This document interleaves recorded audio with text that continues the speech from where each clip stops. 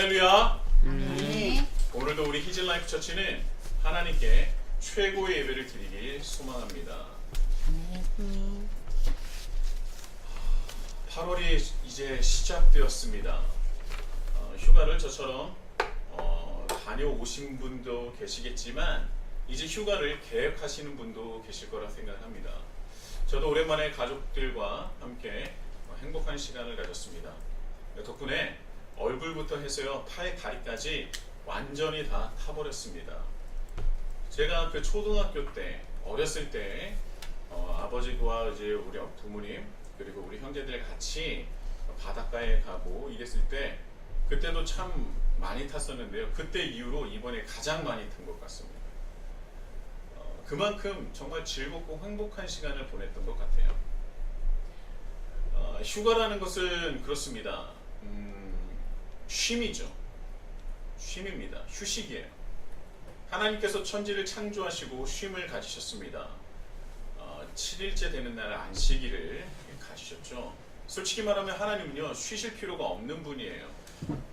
그러나 굳이 안식일로 쉼을 가지신 이유는 유한성을 가진 인간은 반드시 쉬어야 하기 때문에 인간을 위해서, 우리를 위해서 쉬는 것을 가르쳐 주신 것입니다.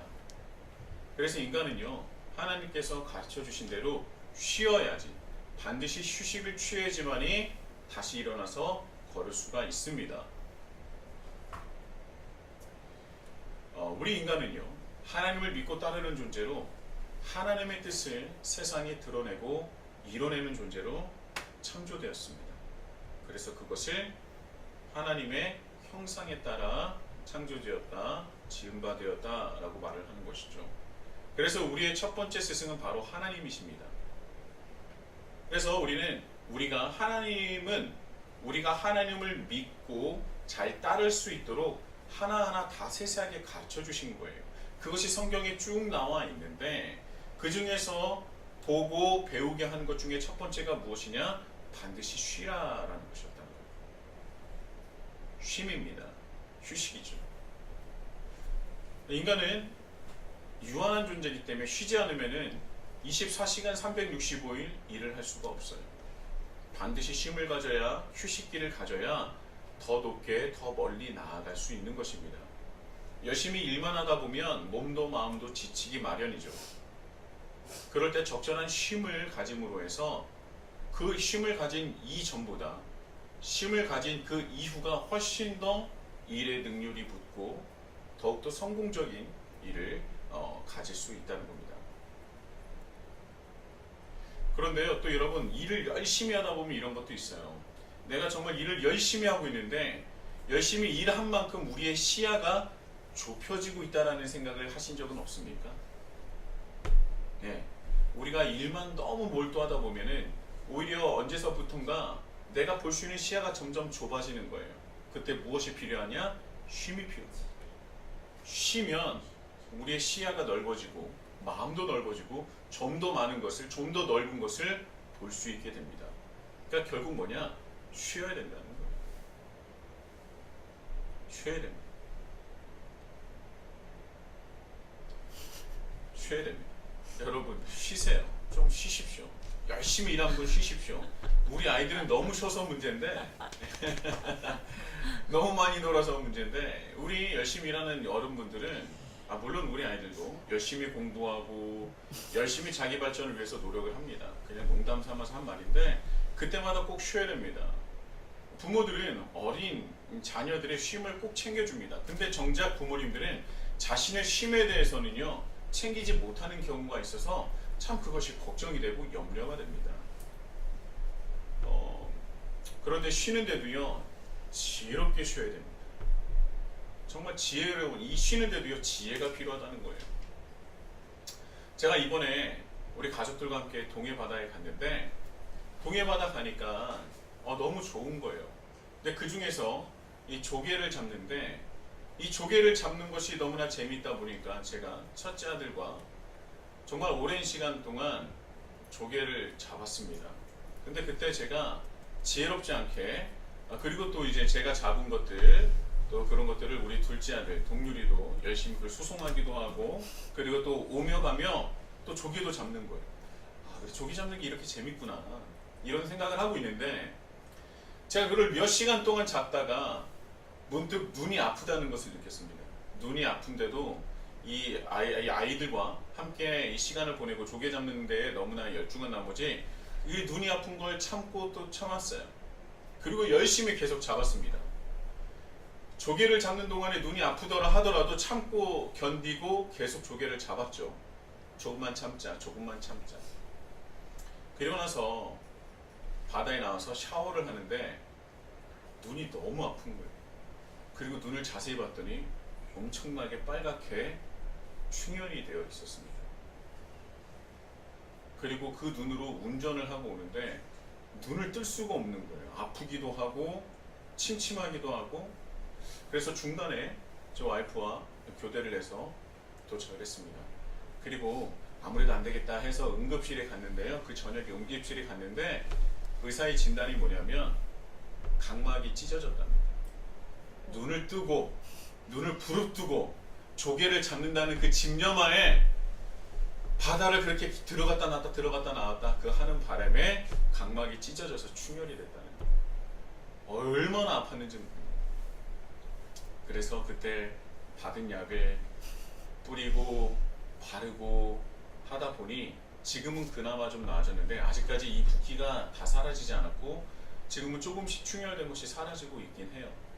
그러면서 제가 느꼈던 것이 무엇이냐면 사람은 분명히 쉼이 필요하지만 쉴 때도 지혜가 필요하다. 쉴 때도 지혜가 필요하고요. 또 쉬어본 사람이 잘 쉰다고 별로 쉬어보지 않은 사람이 쉰다고 하니 거기서도 어떻게 보면 일을 하고 왔던 것 같아요. 여러분들은 이번 휴가 기간에는 정말 충분하고 여유로운 그런 쉼을 가지셨으면 좋겠습니다. 모든 거 다 내려놓고 쉬십시오. 그러다가 문득 내가 뭐 하고 있나라고 생각할 때 성경책을 가져가셔서 요한복음을 처음부터 끝까지 한 번이라도 읽어보면 어떨까라는 생각을 합니다. 요한복음을 10번 읽는다고 해서 여러분 각막이 찢어지지 않습니다. 요한복음, 저희가 요한복음으로 은혜를 나누고 있기 때문에 요한복음 1장부터 21장까지 읽으면 뭐 30분에서 1시간이면 읽지 않겠습니까? 한번 읽어보시고 그리고 그 말씀을 통해서 주시는 하나님의 은혜 가운데 더 풍성한 쉼을 누리시길 소망합니다. 이 얘기하려고 이때까지 이걸 얘기한 거예요. 저희들이 요한복음으로 은혜를 나누고 있습니다. 요한복음 그 안에서도 이제 오늘까지 4주차 세례 요한에 대해서 말씀으로 또 은혜를 나누고 있는데요. 오늘 또한 세례 요한에 대해서 말씀 그 가지고 은혜를 나누고자 합니다. 세례 요한은 그 당시 수백 년 동안 식민지로 또 속국으로의 삶을 살아가며 패배의식과 피해의식 속에서 살아가는 이스라엘 백성들에게 한 줄기 희망이 되어준 구약의 마지막 선지자로 알려져 있습니다. 선지자라고 하는 것은 굉장히 이스라엘 백성들에게 존경을 받는 인물이에요. 물론 핍박도 받을 수도 있겠지만 그러나 존경을 받고 하나님께서 보냄받은 자라고 인정을 받은 사람을 바로 선지자라고 하지 않습니까?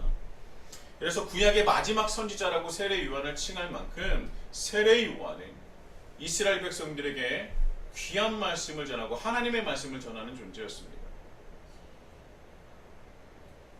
세례 요한은 길고 긴 시간 동안 나라와 주권 없이 살아가며 수많은 핍박을 받고 살아가는 이스라엘 백성들에게 이사야 40장의 말씀으로 위로합니다. 우리가 수백 년 동안 받고 있었던 핍박과 이런 고난들은 다 우리와 우리 조상들이 하나님 앞에 지었던 죄 때문인데 이제 그 모든 죄의 대가가 치러졌다. 이제는 오히려 우리가 여호와의 날을 예비하고 준비해야 되는 그런 존재로 다시 회복되었다. 그러기 위해서는 먼저 회개하여 주님께 돌아와야 하고 세례를 받아 죄성에 젖어 있었던 과거의 나를 과감히 죽이고 하나님의 은혜로 완전한 부활을 맞이하여야 한다. 위로 그리고 회개 그리고 이어진 세례 이것에 대한 말씀을 전하며 영적 회개 각성 운동을 전개했던 인물이 바로 세례 요한이에요.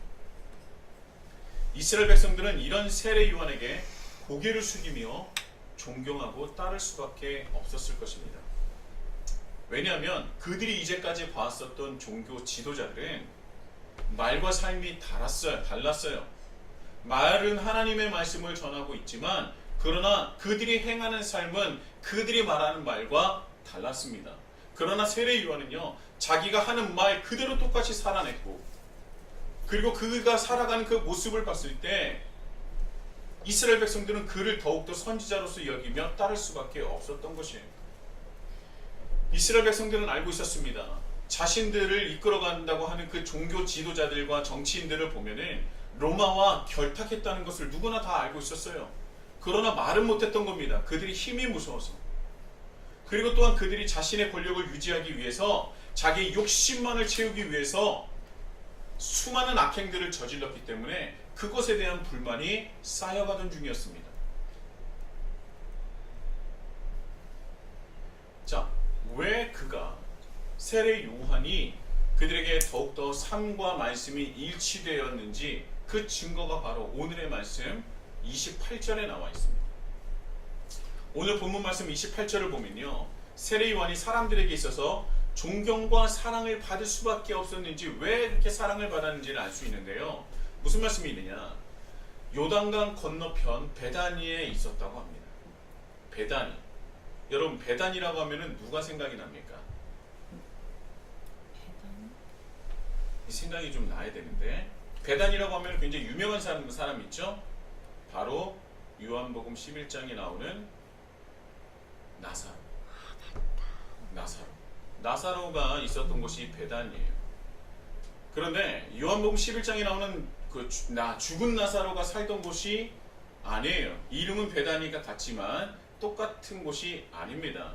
죽은 나사로가 살았던 베다니는요, 예루살렘에서 오리가 떨어진 곳으로 기록되어 있는데요, 그곳은 오늘 본문인 말씀에서 전하고 있는 요단강 건너편과 맞지 않습니다.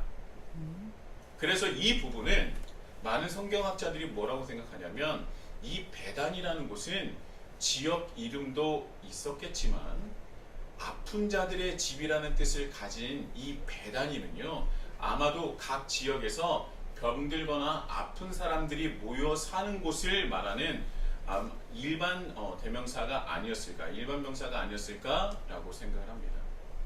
그러니까 이 세례 요한이 다니던 곳은 고관 대작들이 사는 곳이 아니라, 정말 잘 사는 사람들이 사는 곳, 지역이 아니라, 그가 돌아다니며 복음을 전파하는 곳은요, 가장 그 말씀이 필요하고 말씀을 듣고 싶어도 듣지 못하는 그 베다니 지역에서 말씀을 전했다는 것입니다. 하나님의 사랑과 은혜가 절실히 필요한 곳을 먼저 찾아가서 복음을 전하고 그를 돕고 그들을 회복시켰던 겁니다. 저는 이 구절만 보더라도 세례 요한이 어떤 사람이었고 어떤 일을 했는지는 정확하게 알 수 있다고 생각을 합니다. 그렇기 때문에 사람들에게 엄청난 존경과 사랑과 관심을 받을 수 있었던 것이죠. 이 당시에 아픈 사람들에게 있어서 제사장이나 종교 지도자들은요, 아픈 곳을 더 아프게 하는 존재였어요. 왜냐하면 이들이 아픈 이유를, 병든 이유를 그들이 지었던 죄의 대가라고 정죄를 했었기 때문입니다. 또한 죄를 지은 자들과 상종하지 말아야 하는 것이 율법이라 하여서요, 그들과 멀리 했었기 때문이에요. 그러니까 종교 지도자들은요, 베다니와 같은 곳에 출입을 하지 않았다는 겁니다. 출입을 하더라도요, 무슨 특별한 일이 아니었다면 가지 않았었겠죠. 그러니까 그들은요, 많은 것을 가지고 많은 것을 소유했고 많은 것을 할 수 있는 사람들이었어요. 그러나 도움이 절실한 그들을 외면하고 돕지 않아도 될 이유를 아주 그럴싸하게 율법이라 하여 치장하여 그 이유를 만들어 놓은 거예요. 그래서 그들을 돕지 않는 자신들을 합리화하고 합당화했다는 겁니다. 그러니까 그 당시 종교 지도자들을 존경할 수 있었겠습니까? 무서워는 했겠지만 존경하지 않았다는 거예요. 이래서 율법에 대한 오해가 생기는 건 아니겠습니까? 원래요, 여러분, 율법 자체는요, 사랑입니다. 사랑이고 보살핌이고 존중이며 우리와 함께 하시고자 하는 하나님의 그 간절한 마음이 담긴 것이 바로 율법이에요. 그 율법은요, 올바른 관계를 형성하고 내가 너와 함께 하고 싶다, 내가 너와 가까이 하고 싶다, 내가 영원히 너와 함께 어우르고 싶다라고 하는 하나님의 마음이 담긴 것이 율법인데, 하나님을 믿는다는 이들이 율법을 사람들을 정죄하고 핍박하며 사랑이 아닌 외면과 멸시를 정당하기 위해서 사용을 했기 때문에 율법에 대한 오해가 생긴 거예요. 그래서 바울이 그 율법만을 외치는 종교 지도자들을 향해서, 또 이스라엘 사람들을 향해서 비판하고, 또 그것을 따르려는 이스라엘 사람들을 질책한 것 아닙니까? 율법 자체가 온전하지 못하다고 얘기한 것이 아니에요. 그 율법을 왜곡하고 곡해해서 사용하고 자신의 어떤 권력과 자신의 힘을 유지하기 위한 수단으로 사용했기 때문에, 그리고 지나칠 정도의 선민의식을 가질 수밖에 없게 만들어 놓았기 때문에 그 율법을 잘못 사용한 그들에게 비판하고 질책을 한 것입니다. 원래 율법은요, 하나님께서 우리를 위해서 주신 것, 우리는 절대 이것을 잊지 말아야 할 것입니다. 우리는 세례요한이 외쳤었던 위로의 말씀인 이사야 40장과 또한 더 나아가서 말라기 3, 4장과 에스겔 36장의 말씀, 다시 하나님께 돌아와 우리에게 주셨던 율법을 지켜 행해야 한다. 우리는 그 말씀을 잊어서는 안 된다는 것입니다. 그래서 세례요한은요, 자신이 가는 곳곳마다 이 말씀을 전한 겁니다. 율법을 얘기하면서 율법을 지키지 못한 이들을 핍박하고 그들을 질책하고 그들을 정죄하는 것이 아니라 사랑의 율법을 그들에게 전했던 거예요. 그러니까 세례요한이 전하는 그 율법의 말씀을 듣고 우리가 이제까지 알고 있었던 율법이 잘못되었구나라는 것을 깨달으면서 그 율법으로 다시 하나님께 돌아가려고 수많은 사람이 결단하여 세례를 받았다는 것입니다. 놀라운 은혜의 현장이에요. 놀라운 은혜의 현장인 것입니다. 다시 하나님께로 돌아가는 것이 무엇입니까? 말라기 3, 4장과 에스겔 36장이 말하는 것이 무엇이에요? 하나님께 돌아가야 된다. 그렇다면 무엇을 해야 된다? 하나님께서 우리에게 주신 그 놀라운 은혜의 율법을 지켜 행해야 된다. 그리고 우리가 그 율법을 지켜 행하게 되면 무엇이 이루어진다? 하나님의 뜻이 이 땅 가운데 이루어지고 하나님 나라가 확장되어진다. 이 놀라운 은혜의 선순환이 된다는 것입니다. 그래서 그들이 세례 요한의 말씀을 듣고 회개하여 결단합니다. 이제는 내가 주님께 돌아가겠다. 이제는 내가 이전에 나는 죽고 세례받는 이후에 나는 완전한 주님의 사람으로서 이제 하나님을 위해서, 하나님 나라를 위해서 살아가겠다. 그 결단인 것이죠. 그러니 사람들이 세례 요한을 안 따를래야 안 따를 수가 없는 것이죠.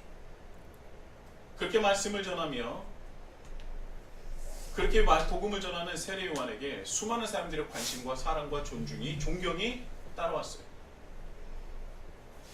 자, 그런데 그런 세례 요한에게 요단강 건너편에 있는 베다니에 이르렀을 때 한 사람을 세례 요한이 만나게 됩니다. 바로 누굽니까?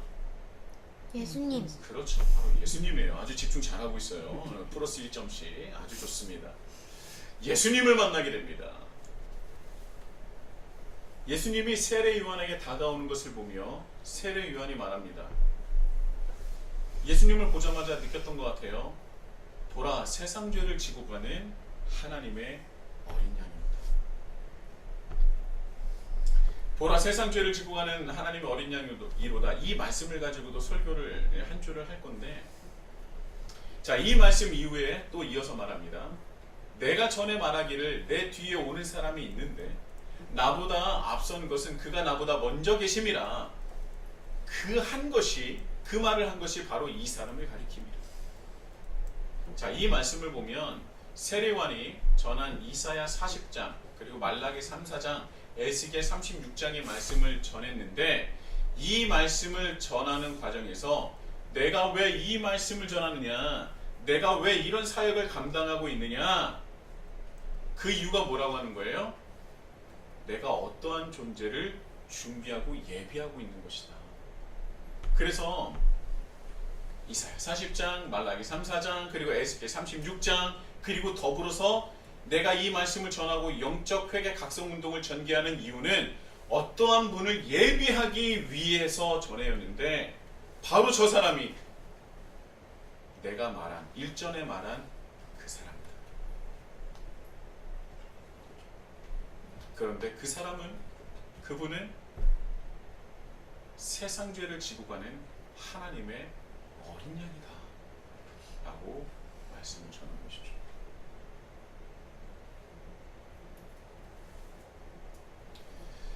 세례요한이 예수님을 만나고 결국은 세례요한이 예수님께 세례를 베풀지 않습니까? 세례를 줍니다.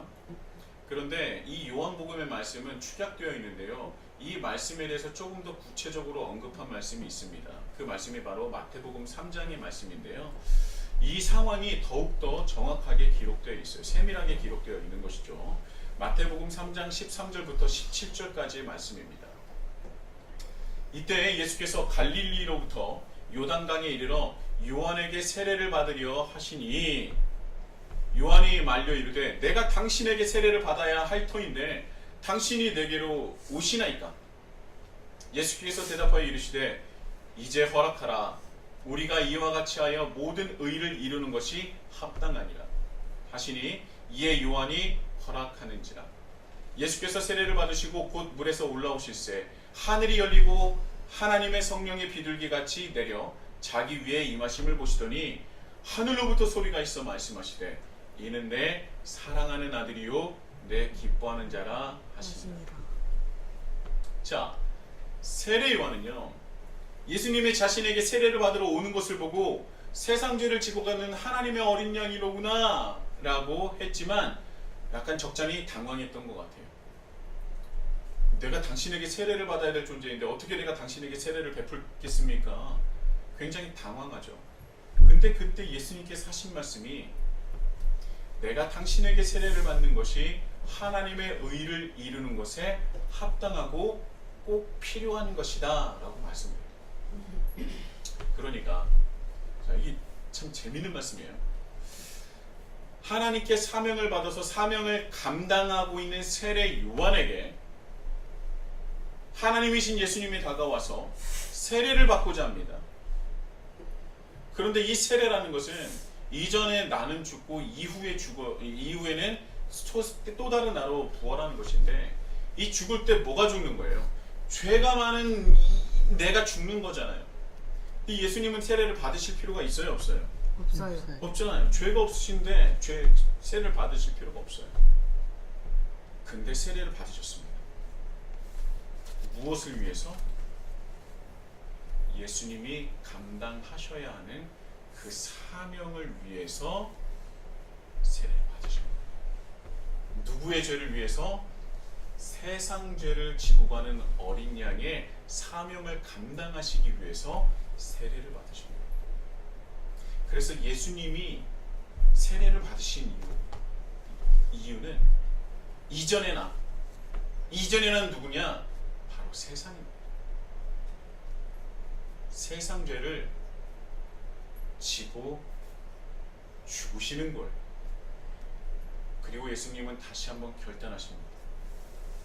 이제 내가 세상 죄를 짓고 있는 이들을 향해 하나님이 주신 이 사명을 감당하기 위하여 나는 나아가겠다.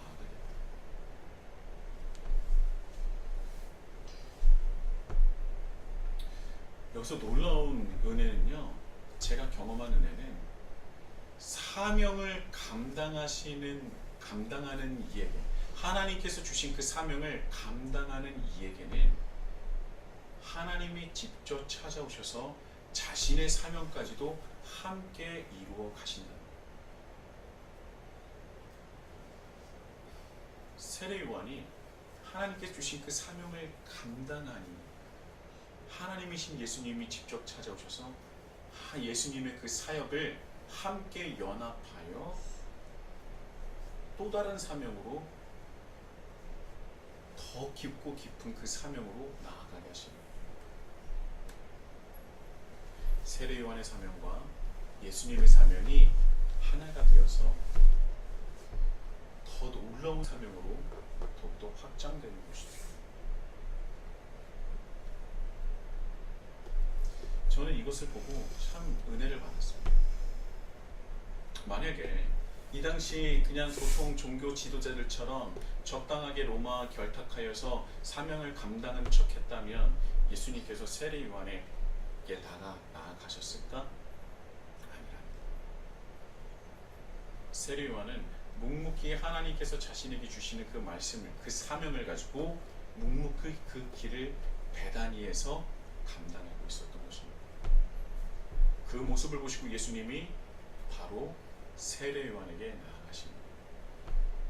그리고 세례 요한을 통해서 하나님의 의를, 그 사명을 첫 번째를 풀어나가신다는 것입니다. 우리가 감히 어떻게 하나님과 함께 할 수 있습니까? 우리가 어떻게 감히 하나님과 동행하실 수 있습니까? 이런 겸손 같지 않은 겸손 같은 말을 하는데 여러분 성경에 나와 있잖아요. 하나님과 함께하는 사람을 기록하지 않았습니까? 그것이 바로 세례 요한입니다. 그리고 그것이 바로 우리가 가야 할, 사명받은 자로서 가야 할 길인 것입니다.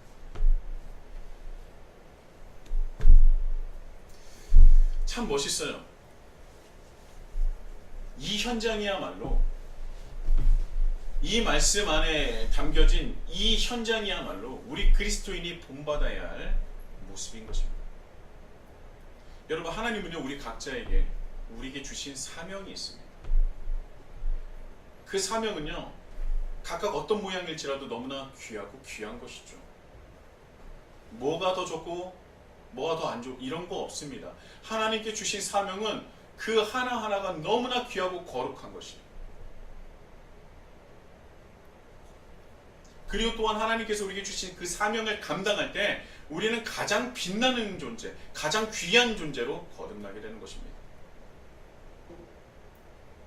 그래서 저는 이 말씀을 준비하면서 그렇다면 나에게, 그리고 우리에게 주신 하나님의 사명은 무엇인가를 다시 한번 떠올리면서 히즐라이프 처치를 세워주신 하나님의 그 귀하신 사명은, 그 사명문을 다시 한번 보게 됐어요. 여러분, 우리 히즐라이프 처치가 하나님께서 세워주신 이유가 무엇입니까?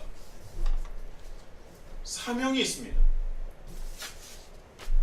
우리는 이런 가치를 가지고 함께 예배를 드리고 있는 거예요. 우리 교회가 바로 그런 교회입니다. 너무나도 거룩한 교회라는 거예요.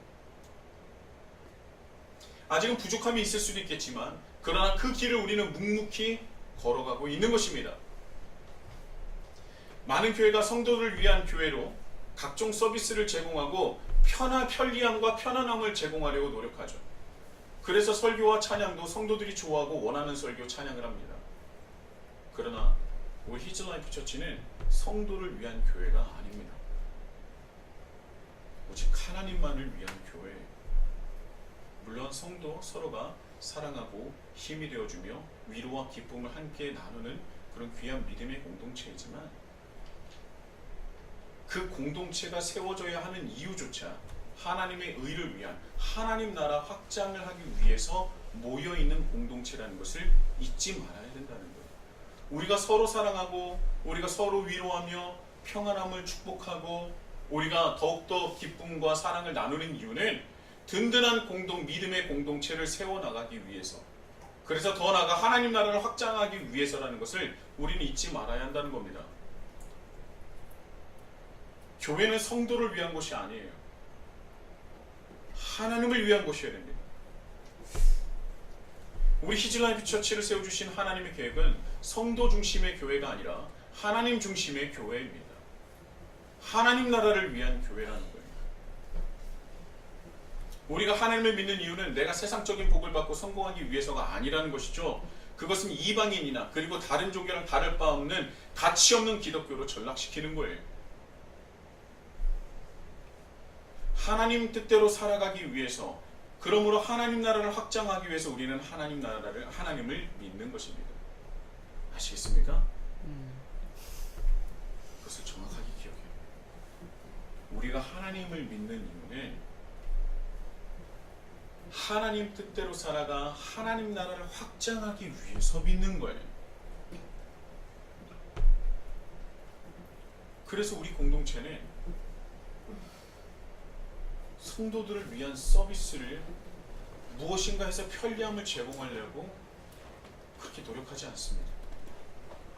오직 하나님 나라를 위한. 우리 히즐라이프 처치는 믿음의 본질을 따르기 위하여 복음을 회복하고 신앙을 다시 회복하기 위하여서 세움을 받았어요. 우리 히즐라이프 처치의 사명과 비전은 이렇습니다. 첫 번째, 하나님 나라 복음을 지속적으로 배우고 살아내도록 돕습니다. 하나님 나라 복음은요, 하나님 중심, 하나님 나라 확장의 그 중심에 있습니다. 기복주의와 성도주의에서 벗어나 오직 하나님 나라를 확장하기 위한 공동체로 회복하고 거듭나기 위하여서 복음을 누구보다도 잘 이해하고 배워야 할 필요성을 느끼게 되었습니다. 알아야 살 수 있는 것 아닙니까? 알아야 하나님 나라를 확장할 수 있는 것 아닙니까? 그래서 하나님 나라 복음을 지속적으로 배우게 하고 또 그대로 살아내도록 돕는 교회가 바로 히즐라이프 처치입니다. 두 번째, 하나님 나라 복음을 온전히 전수할 수 있도록 훈련시킵니다. 여러분, 내가 훈련을 받아서 살아가는 것으로 끝나는 것이 아니에요. 그렇게 해서 하나님 나라가 확장되고 끝나는 것이 아닙니다. 내가 훈련을 받아서 살아감으로 해서 끝나는 것이 아니라 그것이 시작이 되어서 나를 통하여 또 다른 영혼이 하나님 나라 복음으로 훈련을 받고 또 그 사람이 변화되어서 또 그 사람이 다른 사람을 훈련시키고 또 그 사람이 변화받아서 다른 사람을 훈련시키는 놀라운 영적인 선순환을 이뤄내는 것이 바로 목적이 있습니다. 리더가 되는 것이죠. 이것이 바로 성경에 나와 있는 사도들이 했었던 사역입니다. 사도들은요, 자신들만이 리더라고 생각하지 않았고요, 그렇게 요구하지도 않았습니다. 지속적으로 제자를 삼았고 그 제자가 또 다른 제자를 삼았고 그 제자가 또 다른 제자를 삼으며 하나님 나라는 지속적으로 확장되었던 것입니다. 그것이 바로 예수님께서 주신 지상태 명령이기 때문이죠. 마태복음 28장 19절에서 20절, 너희는 가서 모든 민족을 제자로 삼아 아버지와 아들과 성령의 이름으로 세례를 베풀고 내가 너희에게 분부한 모든 것을 가르쳐 지키게 하라. 볼지어다 내가 세상 끝날까지 너희와 항상 함께 있으리라 하시니라. 아멘. 이것이 바로 우리 히즐라이프 처치의 두 번째 사명이에요. 나 혼자 훈련받는 끊는 것이 아니라 내가 훈련을 시킬 수 있는 그런 리더가 되는 것. 끊임없이 재생산을 돕는 것. 그 현장에 내가 있는 것. 그리고 그 사역은 언제 끝납니까? 죽으면서 끝납니다. 세 번째입니다. 동역자들이 서로 협력하여 세상 속에서도 그리스도인의 정체성을 지킬 수 있는 공동체를 만든다. 자, 이런 사명을 가지고 있어도요, 죄로 깨어진 세상에서 그리스도인으로서 살아가는, 믿음에 있는 사람으로서 살아가는 것이 얼마나 힘듭니까? 불가능에 가깝습니다. 그래서 우리는 하나님께 기도하고 기도해야 하고요, 더 나아가 믿음의 공동체와 연합해야 됩니다. 혼자의 힘으로는 불가능합니다. 하지만 함께하면 가능한 거예요. 그래서 예수님은요, 우리에게 지속적으로 무엇을 가르쳐 주느냐? 둘이 하나가 되는 것, 연합하는 것. 내가 아니라, 너가 아니라 우리가 되는 것을 원하셨던 거예요. 그래서 예수님께서 우리에게 가르쳐 주신 기도 속에 나는 없고 너는 없고 무엇만 있습니까? 우리만 있는 것. 하늘에 계신 나의 아버지가 아니라 하늘에 계신 우리 아버지. 지속적으로 우리를 강조하셨어요. 왜냐하면 혼자는 살아갈 수 없습니다.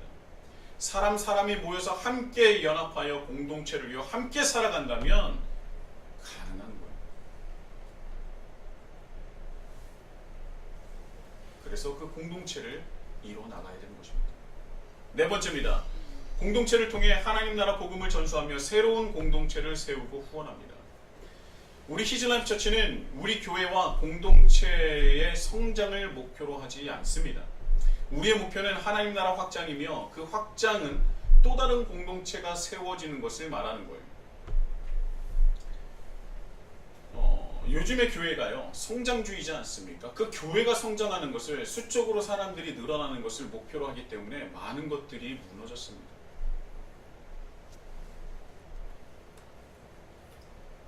우리가 복음을 전하고 그리고 우리가 주님 뜻대로 살아간다면 그와 함께하는 이들이 늘어날 수밖에 없습니다. 그런데 그 늘어나는 게 목적이 아니라 그들 한 사람 한 사람들이 공동체를 이루어 또 다른 공동체를 세우고 후원하는 데 목적이 있다는 거예요. 그것을 한국교회가 많이 잊어버렸습니다. 여러분, 한국교회에서 많은 교회가 교회 옆에 절이나 다른 종교의 건물이 세워지면 좋아지는 않지만 극도로 예민하게 받아들이지는 않습니다. 안타까워하죠. 교회 옆에 절이나 다른 종교의 건물이 세워지고 다른 종교의 어떤 그런 건물들이 들어서면 안타까워해요. 안타까워하면서 좋아하진 않지만 극도로 예민하게 반응하지 않습니다. 그런데 교회가 가장 극도로 예민하게 반응한 게 뭔지 아십니까? 우리 교회에 얼마 안 되는 곳에 교회가 세워지면 극도로 예민하게 반응해요. 왜 반응할까요? 아, 우리와 함께 할 수 있는 믿음의 동역자가 또 세워지는구나. 그래서 너무나 좋아하는 겁니까? 아니요. 저 교회가 와서 우리 성도 뺏어가는 거 아니야? 라는 그런 썩어 빠진 생각을 이거는 편집하겠습니다. 이런 생각을 하고 있기 때문에 교회가 많이 왜곡된 겁니다. 우리 히즈라이프 처치는 우리 교회가, 우리 공동체가 숫자적으로 성장하는 데 목표를 두지 않고 우리와 같은 또 다른 공동체가 세워지고 더욱더 강건하게 세워지는 것을 우리는 목표로 하는 것입니다. 그러면 분명히 함께할 사람도 늘어날 거예요. 하나님 나라를 확장하는 데 있어서 그리스도인이 함께하는데 왜 사람들이 늘어나지 않겠습니까?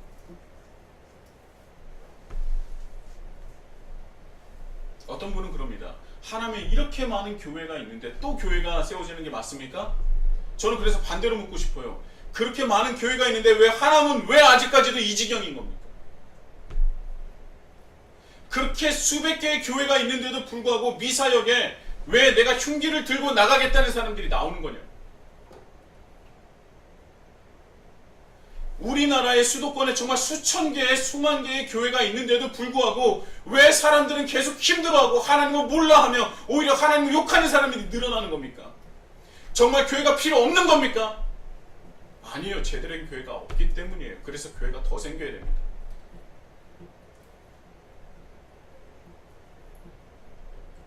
우리 교회가 완전하지 않습니다.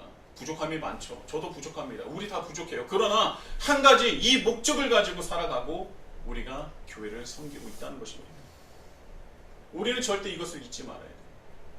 우리 히즈라이프 처치가 세워주신, 하나님께 세워주신 이유가 있다는 겁니다. 우리 교회도 절대절명의 위기가 있었어요. 있었습니다. 부인할 수 없어요. 내가 잘못했구나. 내가 부족했구나. 그런데요, 하나님께서 다시 우리 교회에게 기회를 주셨어요.